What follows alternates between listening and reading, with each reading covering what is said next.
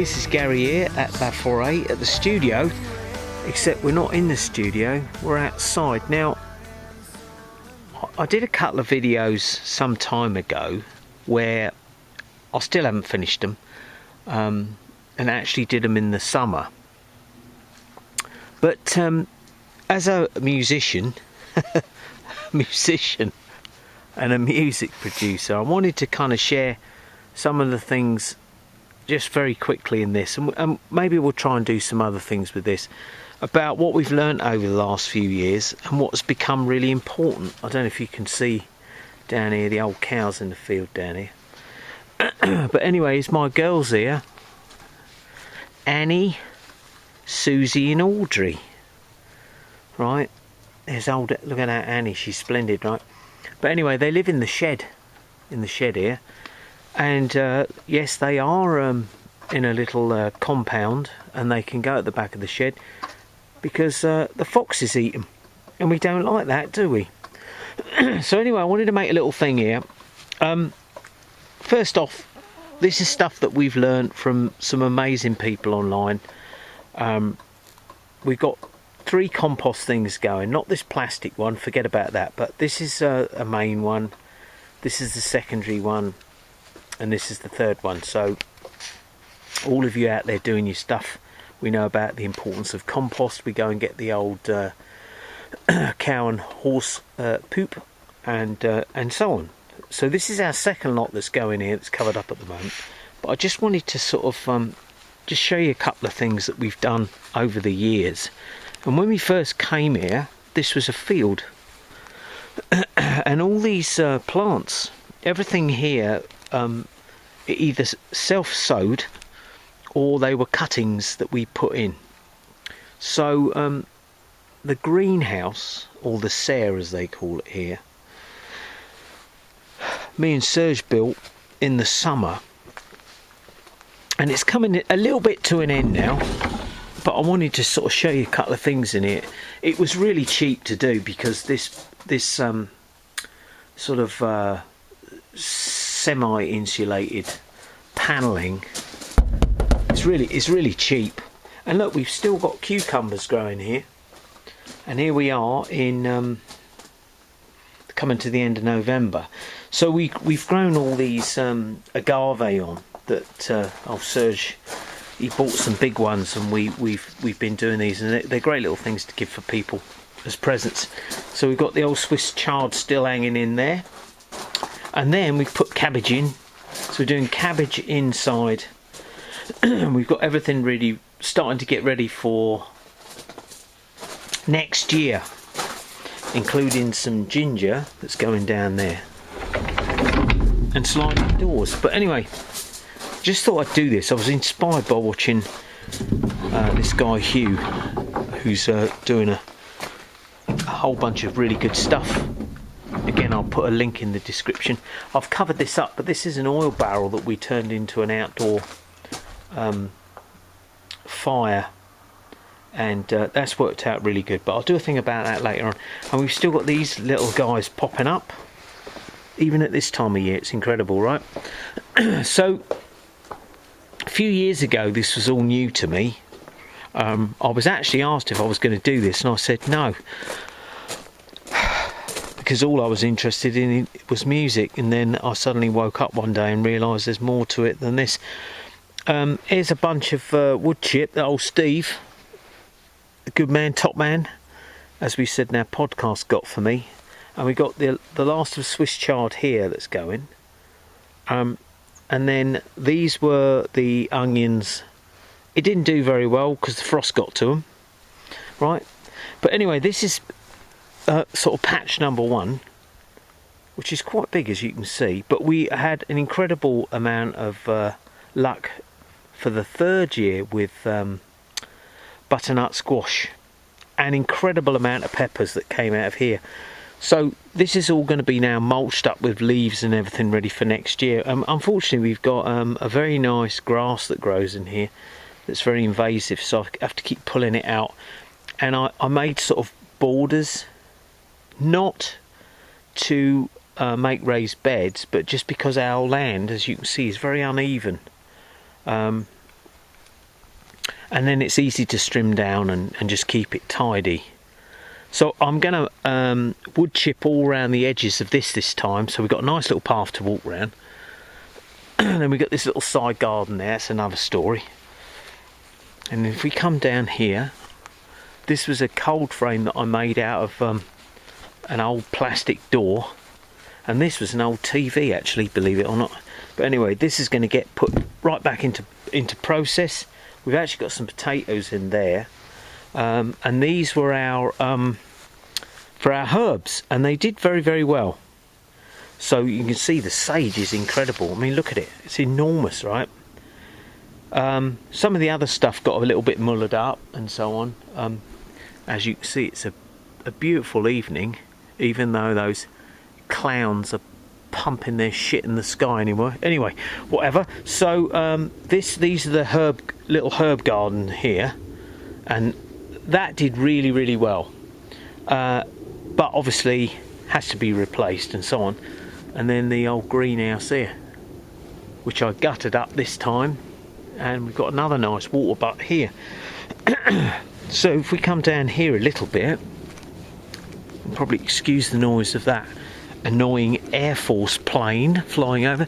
This here, this whole thing here, this is a water tank that holds 22 to 25,000 litres of water. Let's hope it never breaks, eh? So we can tap that off anytime we like. And anyway, we'll take a little walk down the bottom here. I was just inspired to do this watching this guy Hugh, and you know, this is not a new thing for us, but we did really good out of it. We got an original grapevine that we put in years ago, and then these are the cuttings from the grapevine, and they've done really, really well, except they keep getting clobbered by the wasps, or geps as they call them here. And I've got to redo the posts because they've rotted out, so most of the posts are cut out of the forest. But we did do pretty good, and it's certainly, once you try making wine, you really appreciate what goes into making a bottle of wine, right? Whatever era you want to go back, and we've got 4 more in here which I've just put in. But again, really interesting that we were able to cut and grow on grapevines and train them and learn how to do it.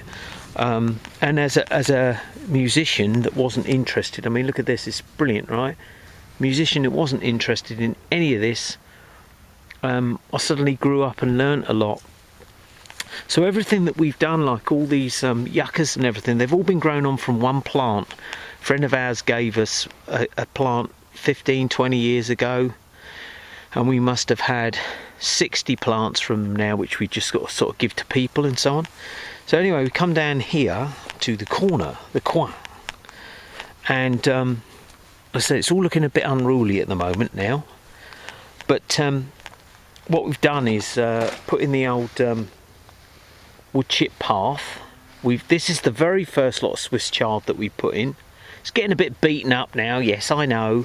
And then today I actually went out and I collected a load of leaves, and our farmer has just emptied a barn that's been just standing there for 20 years. It's not been used. It didn't belong to him, but they just bought it.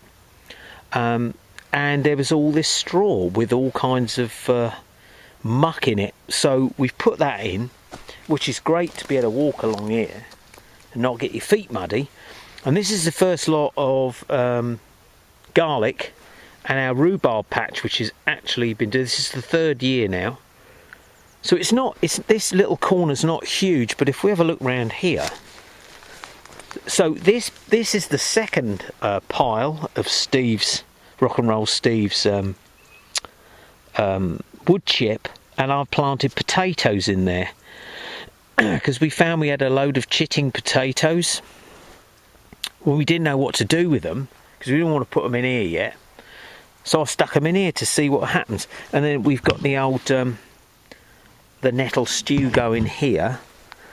And then under here, as you can see, maybe see here, we got some winter salad going, which so far haven't been slugged. Let's put that back there. It's all right. And then in these little cloches there, we've got some cabbage. I don't know if you can see in here. Let's see if you can see in here. There's some more cabbage going in here, and so far they haven't been eaten. And this is the old thing that old Serge got me. Anyway, the idea being, as we've learnt from these guys and girls out there, feeding the soil. And look at this. This is not supposed to be flowering now. And it has been absolutely freaking cold. Let's see if we can see the girls over the back there. I don't know if you can see them there. Absolutely wonderful. But, you know, this is a pretty big patch, but it was better to split it and to be able to make it more manageable, to be able to walk about on it without getting your feet all muddy, because that's something that drives me up the wall. And then we've got this here. Again, we've done the old wood chip path, which is a lovely thing to walk on. I don't care what anybody says.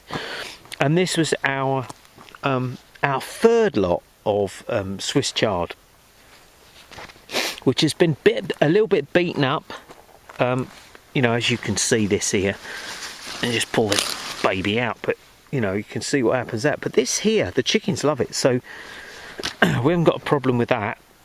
The unfortunate thing about the way the land runs here, all you professionals out there will be able to tell me exactly, you know, yeah mate, that's what it is. Water runs downhill. So we decided that with this little sort of boat shaped one, we'd only plant things in here that really needed that water in the summer. Now it kind of backfired a little bit with the tomatoes, because they ended up getting a bit blighty. So, but the peppers that came out of here, it was incredible. Just bonkers. They weren't huge, but they were big enough, more than big enough.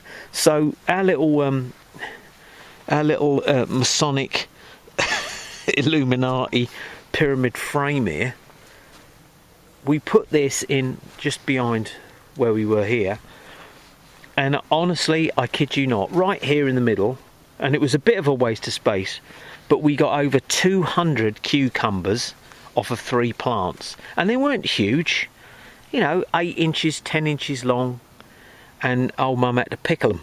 So that worked really well, but I don't want to have that in there. I want to make a separate place for it. So we started to do the same thing here, getting mulched up to do the you know, invest in the soil, I suppose you would say. And then over here I decided to make a couple of smaller beds, again following some of the guys and girls out there that are, you know, just brilliant at doing this. And you know, put a bit of netting over, because these freaking birds drive you mad. But our garlic's already come up here, so we've got 1, 2, 3, 4. We've got 4 different types. Actually, we've got 2 different types of garlic done twice. These one came up quicker, slower and slower, and then they'll run, you know, hopefully, you know, it'll spread out the time and so on. And then this is another bed here, which at the moment is only full of, there was some old dirt, grass, straw and various other stuff, chicken poop and so on, which is going to be for the next set of onions, just as a test. These are just tests, aren't they? But you know, we started off, as I said, we started off with a field. There was nothing here, and now you can see where we live. So if you want to come and try and assassinate me, one of you men in black, now you know where we live. But like the bamboo here is Portuguese bamboo, apparently, and it doesn't spread too rapidly, but it's neat, and it creates these areas. Like I said, when I finish this all off, but it's very, very difficult to, like old Charles Dowding, you know, old Charley, he's got nice flat land, and he's able to do what he does. We try and keep the old slugs down and so on, but our second year, really getting into it, me and old Serge, I mean, he got, I don't know, hundreds of kilos of tomatoes, but they went really quickly. Ours came later, and he lives over there, right, which is about 45 kilometres away. So just that little bit of difference made all the difference. As the old plough there, fig tree that was growing out of the wall, and look at this. This is insane. It's still got figs on it. Look at that, and buds. You see that? Anyway, and this was another one of the splendid yuccas that we basically stuck a little one in the ground. Look at the buds on this already. I don't know if you can see that. So cherry tree, another cherry tree over there, and they came out of old Serge's garden. Yeah, that's kind of what we've been doing here, and it's like we're throwing all these videos out, the old doom and gloom and all this kind of stuff. Who cares, you know? I mean, these are all these came from friends of ours, but it's inspiring, and once you realise what you can do and how possible it is to do simple things that get you outside. I mean, like I said, no disrespect to certain people, but when you're mincing around, taking pictures of yourselves, pouting at cameras whilst you're standing in toilets and shit like that, you know the people we're talking about, right? You know, look at me, and yet you could actually be getting outside doing something that was worthwhile, where you could understand everything that's around you. It's an incredible thing, and it took a long time for me to understand that as well.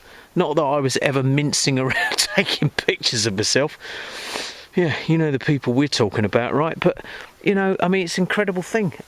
Stinging nettles used to piss me off, and now they're one of the greatest things ever. We make soup and tea out of them, and, you know, and nettle stew for the veg. It's an amazing thing. And I highly recommend it. I mean, look at these little guys. Look at them. In November, end of November. It's an incredible thing. And, you know, always got to be a bit controversial, I know. But if you think that mincing around, taking pictures of yourself, pouting at cameras when you've got nothing to offer is going to get you anywhere, it isn't. Because when it all backfires in the end, the only thing that you can rely on is what is around you, and learn how to put a seed in the ground. You know, it's an incredible thing. I never ever thought I would be into it, but when the old 2020 bollocks kicked in, I suddenly realised that they can shut you off in a heartbeat. But if you can put a few seeds in the ground, grow a lettuce, and so on, you're always going to be more connected with nature than you would ever imagine in your entire life. And I know I'm preaching to the choir, you know, but and I know I'm poking a finger at a few people, and it's not their fault. They can't help it. I was probably the same as well, but it's an incredible thing, guys. And all we can do, like with everything that we do, we can thank people who have steered us in a direction where we appreciate something that perhaps we hadn't seen before. And for that, I am truly, truly grateful. So maybe we'll do a few more of these about what we're up to outside as well, you know, and how things go, because it's all just experiments, isn't it? That's what it's about. Anyway, as always, thanks a lot, and keep doing your thing, and yeah, keep making things happen. So I wanted to do a little add-on on the old garden stuff. There's our old fella there, bless him, look at him, what a splendid chap he is. Hello mate. And then we got old Nana and Patch here, looking a bit sorry for themselves because it's been raining a lot, but we got this big pile of old straw and just old dried out cow poop that's been in a barn, a grange, opposite our farmer's place, and it's probably been in there for about 50 years because it's been empty for, well, we've been here 20 years and it's been empty at least 20 years, so probably about 50 years. And anyway, got some good old stuff in there. So whereas I collected all the leaves over the last couple of days, and there's been a lot of them, this is good stuff to put on top, one to stop it blowing away, and obviously it's straw not hay, so there's some greens in there. But there's 2 bucketfuls from the tractor, so there's about a ton there, I suppose, or there was. I've already done 12 barrelfuls, and it's interesting. And when I asked them, can you just leave that there, like, they looked at me as if I was mad. But this is stuff that we've picked up along the way, thanks to various people that we watch and have learnt from, and they're not on the BBC, so it's a good thing. And there's the old fella there, bless him, look at him. We remember when he first turned up and he was a little lad. Now look at him, look at the neck on him. It's incredible, isn't it? But here we are out in the country. For me, it's the only place to be, and as I said to somebody some time back who left some stupid comment, like they often do. Look at that beautiful, look at this, right? I was born in the country, I grew up in the country, I spent a little bit time in the city and I didn't like it, and when I was in America I was actually out in the country in New Mexico in the high desert, and for the last 20 years I've lived in the country. And I've learnt a lot, and it's been an amazing experience, and I couldn't really think of anything else. And you know a lot of people turn around and say, you're lucky. Well, yeah, I guess I am. I don't make any money, not doing music or anything like that, but I am I'm truly blessed for the opportunity that we've been given over the years to be here and to be able to learn. And it's only been in, look at that, isn't that fantastic? It's only been in the last few years that I've learnt a bunch of stuff, whereas in 2019 I thought it was all about the rock and roll. Well, we know all about that, don't we? But it's a brilliant thing, and you know, for you bods out there who go on about animals and stuff like that, it's brilliant. We respect our animals, we look after them. They're all out in, you know, none of them are locked up, and they do their job just like we do, and we love them. And our farmer's wife, Elizabeth Babette, she names them all, so it's a great thing, and it's part of the way life runs out here. Anyway, I just thought I'd add this as a little end bit whilst I continue to move this stuff.